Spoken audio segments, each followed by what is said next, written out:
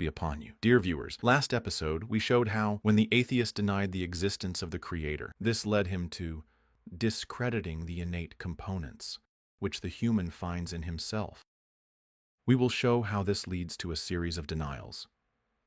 Denial of mental axioms, morality, the purpose of life question, and free will. Denial of the innate nature of these components or that they have any value. Why? Couldn't he have just denied the existence of the Creator while maintaining these axioms, which he grudgingly finds in himself, instead of entering this spiral of confusion and arrogance? No, he couldn't. Why not? We will see. We will start with the mental necessities. This episode will have abundant benefits. We will discuss how mental necessities prove the existence of a law, how atheism discredits the experimental method, whether atheism respects or discredits the mind, the self-contradiction of atheists, the origin and consequences of the statement, truth is relative, and there is no absolute truth, and whether creation is evidence for Allah or Allah is the evidence for everything. First, dear viewers, faith bases everything upon the existence of Allah Almighty. From the perspective of faith, Allah created the heavens and earth in truth, imposed, by His wisdom, fixed laws, and created man with the innate nature that produces the necessary mental axioms to enable his mind to discover the truth of things. The atheist has problems with each of these 9 terms. Created, Allah, in truth, by His wisdom, fixed laws, innate nature, necessary mental axioms, man's mind and the truth of things. We will explain this in detail. From the perspective of faith, Allah Almighty says, what is translated as, "We have certainly created man in the best of stature." In other words, Allah equipped man with an innate affinity for and the ability to recognize the truth of perceptions and morals and to seek the true purpose of life. These meanings are rooted in the soul of every newborn, to enable the acquisition of knowledge. Our Lord is He who gave each thing its distinctive form and nature, then guided. This is a form of guidance. We discussed how innate nature in humans is like the operating system in a computer, while, in the atheistic perspective, humans came by chance and randomness, without any wisdom, and there is no such thing as innate nature. So how do you atheists explain this operating system in humans? First, how do you explain mental axioms, i.e. the necessary truths such as, a part is smaller than the whole. 1 + 1 = 2. Two contradictory things cannot coexist. Everything that begins to exist has a cause. These are the mental rules upon which knowledge is built. Yet they are not based on any prior knowledge. Therefore, there must be one who instilled innate nature in humans to recognize these rules. From here, the journey of atheistic blunder begins. Some atheists say, these logical rules develop from sensory inputs, what the human sees, hears, and processes through induction, i.e., when someone sees an apple joining another and they become 2 apples and many other similar observations, he forms mental rules, that a part is smaller than the whole, that 1 + 1 = 2, that a beaten child feels pain, so he learns that beating causes pain. When he sees glass shatter upon colliding with an object, he knows that collisions cause breakage. When he sees that every effect has a cause, he establishes the causality principle. Every effect has a cause. With this answer, the atheist has reversed the situation. He has made input a creator of mental rules and equations.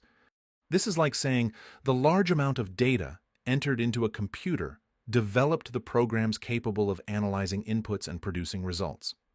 Imagine that. We input 2 adjacent columns in an Excel sheet with a large set of numbers in each column.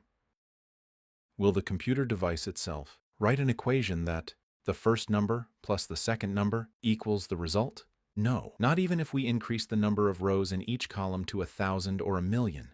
If we inserted 2 adjacent columns, one with a preceding event and the other with a following event, would the computer deduce by itself that the precedent is the cause for following and figure out the causality principle? Atheists realized this dilemma, but they insisted on evading the idea of programming, which can be described as truth, which analyzes sensory inputs on one hand and operates the mind on the other to reach true results. Because such programming needs someone to instill it in the human, so they insisted that the programming is a product of the senses. Fine, regardless of the source of this programming. Let us assume it is your senses. The key here is that it reached conclusions, the most important of which is the causality principle. Whatever begins to exist has a cause. Therefore, this universe must have a cause. This compelled some atheists to say, the conclusions of this programming are not necessarily facts. They are merely the result of inductions, based on incomplete observations. Meaning, within the scope of observations, everything has a cause, but there is nothing to prevent something from happening without a cause in an unobserved remote part of the universe. We, as believers, say, whatever begins to exist has a cause. This is an absolute certain truth verified by all observations. They say, the utmost we can say is that the events we see have causes. We ask them, well, the existence of the universe, shouldn't it have a cause? And thus a creator? They say, no, we do not see the causality principle as a general absolute truth that applies to all things.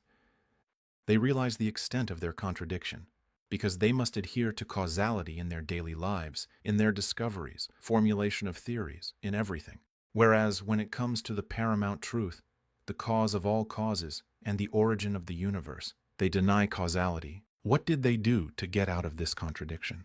They denied the mental necessities altogether, including the fact that whatever begins to exist has a cause. They said what we assumed were causes were just events succeeded by what we assumed were effects. They were two unrelated consecutive events. That is the extent of it. Thus they thought they escaped the dilemma of a cause for the universe. They said that the universe could pop into existence without a cause, or it could create itself. This view was expressed by the British philosopher Bertrand Russell, as well as the physicist Stephen Hawking and Lawrence Krauss, who claimed that there was absolutely no basis for something called necessary mental axioms. This came in the course of promoting the idea of his book, A Universe from Nothing, that the universe, even if it emerged from nothing, could have caused itself to exist. A group of physicists endorsed his words and celebrated his book. They escaped from contradiction into insanity. Indeed, dear viewers, such views, even though they are a form of insanity, still find people who proudly endorse them and praise the scientists who theorize them. This is the price of atheism, and its expected result.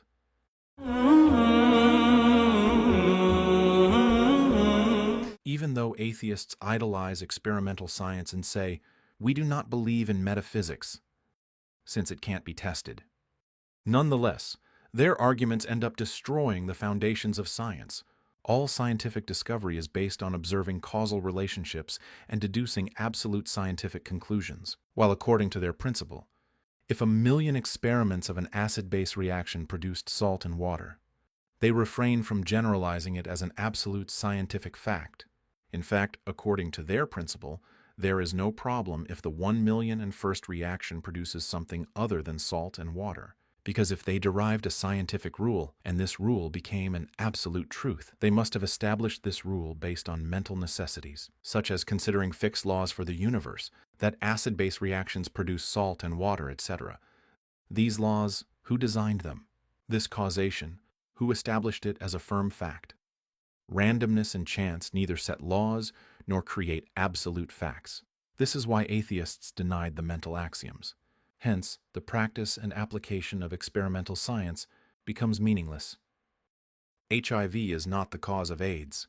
The two events just occur in sequence. Diseases have no causes, and treatment isn't a cause for recovery. If a new disease emerges, it is pointless and a waste of time to spend billions to find its cause.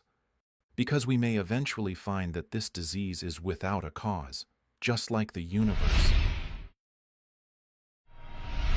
The atheists who evaded contradiction by denying causality must live a contradiction of their claims in practical reality. If the atheist's car were hit by another car, and the owner of the other car told him, "My car crashing into yours is not the cause for its damage. They are two successive events with no causal relationship. So do not ask me for compensation." Would the atheist accept it? If someone stabs the atheist with a knife then says, "Your bleeding is not caused by my stab," would the atheist accept it? Of course not. Atheists are forced to apply mental necessities in their lives and sciences. However, when it comes to the paramount truth, which is the existence of the Creator, glory be to Him, they renounce these principles.